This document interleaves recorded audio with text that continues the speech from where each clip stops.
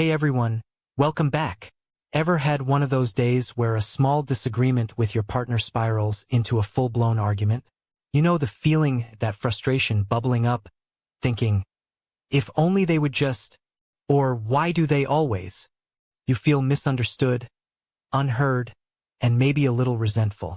We've all been there, pointing fingers, mentally listing all the things our partner needs to change for the relationship to be better. It's a natural human tendency to look outward when things feel off. But what if the most powerful tool for improving your relationship isn't about changing them at all? What if it starts with looking inward with a little self-reflection? Today, we're diving into how improving you can radically transform your relationship. It's so easy to grab that magnifying glass and scrutinize every flaw in our partner, isn't it? We zoom in on their habits, their communication style, their reactions. But imagine for a moment putting down the magnifying glass and picking up a mirror instead. This isn't about blaming yourself. It's about empowerment. It's about recognizing that you are 50% of the relationship dynamic. Your reactions, your communication, your past experiences, they all play a role in how conflicts unfold and how intimacy deepens. This shift in perspective, from what's wrong with them to what's happening within me, is the first, most courageous step toward genuine relationship improvement. It's tough, but it's where real change begins. Think about your emotional suitcase. It's packed with past experiences, old hurts, insecurities, and beliefs about how relationships should be. When a conflict arises, we often react from this packed suitcase, not from the present moment. For example, if you grew up feeling unheard, a partner's simple interruption might trigger a disproportionate feeling of dismissal. Or if you experience betrayal, a late text reply might ignite intense anxiety. Self-reflection means opening that suitcase, identifying what's really in there, and understanding how it influences your current reactions. What are your triggers? What stories do you tell yourself about conflict or love? Becoming aware of these patterns is like gaining a superpower. You can then choose to react differently. We often talk about active listening with our partners, but what about listening to yourself? Before you can effectively communicate your needs, you need to truly understand them. When you feel a surge of anger or sadness during an interaction, pause. Ask yourself, what am I truly feeling right now? What underlying need is not being met? Is it a need for respect, security, appreciation, or connection? For instance, if you feel neglected when your partner is on their phone, is the real need more attention, or is it to feel valued and important in their life? Identifying this deeper need allows you to articulate it clearly and constructively, rather than just reacting with frustration or passive aggression. Once you've listened to yourself and identified your true needs, the next step is communicating them effectively.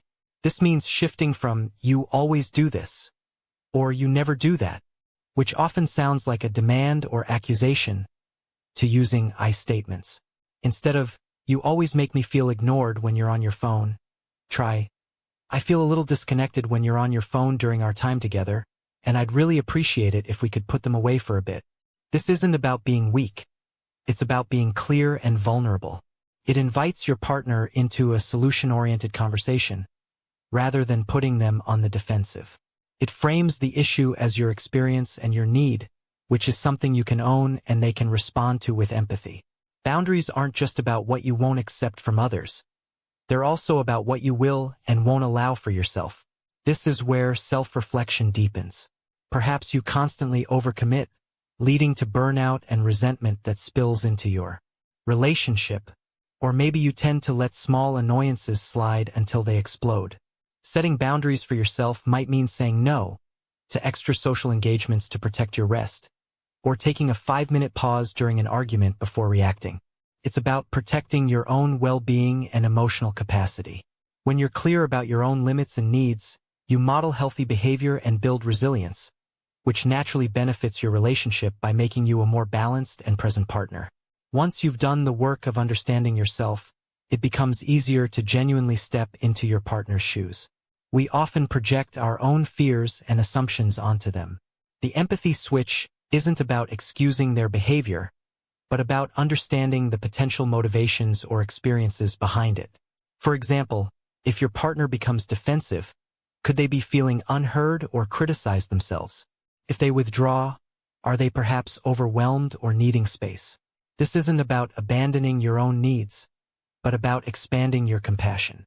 When you approach a situation with curiosity and a willingness to understand their perspective, you create a space for mutual understanding, which is the bedrock of a strong relationship.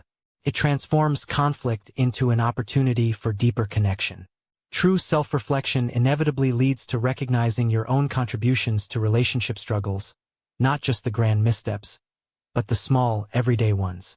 Maybe you were overly sharp, or you didn't listen fully, or you let your own stress impact your tone. Taking ownership means genuinely saying, "I'm sorry for my part in this." This isn't about groveling or accepting all the blame. It's about acknowledging your impact and showing humility. An apology that comes from a place of genuine self-reflection is incredibly powerful. It disarms defensiveness, validates your partner's feelings, and signals that you're committed to growth and repair. It fosters a climate of psychological safety where both partners feel safe enough to admit their imperfections and work together. This journey of self-reflection isn't about achieving perfection overnight. It's a continuous process, and you're going to stumble. There will be moments where you fall back into old patterns, react poorly, or forget everything you've learned. This is where self-compassion comes in. Treat yourself with the same kindness and understanding you would offer a dear friend. Don't beat yourself up for not being better already. Acknowledge your efforts, forgive your slip-ups, and recommit to the practice. Growth takes time, patience, and persistent effort. Being kind to yourself through this process is crucial. It builds the inner strength and resilience needed to keep showing up as your best self, not just for your partner, but for yourself. So, remember, improving your relationship isn't just about wishing your partner would change. It's profoundly about the powerful changes you can make within yourself. Start small. Pick one area of self-reflection to focus on this week. Notice your triggers, practice I statements, or commit to a moment of self-compassion. This journey is continuous, but every step you take inward creates a ripple effect outward, strengthening the foundation of your relationship. You have the power to transform your connection, one moment of self-awareness at a time. Thank you for being here, and I'll see you in the next video.